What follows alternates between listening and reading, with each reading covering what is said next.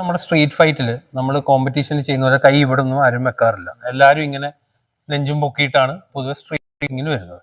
അപ്പോൾ അതുകൊണ്ട് ഉള്ളൊരു പ്രശ്നം എന്ന് പറഞ്ഞാൽ നമുക്ക് ആ ഡിസ്റ്റൻസ് അങ്ങോട്ട് ഭയങ്കര പെട്ടെന്ന് ക്ലോസ് ചെയ്യും, എന്നിട്ടാണ് അവൻ വീശുന്നത്. അപ്പൊ പൊതുവെ ഈ പുറം നാട്ടിലൊക്കെ നമ്മൾ പോലീസുകാരെ പഠിപ്പിക്കുന്ന ഒരു സാധനമുണ്ട്.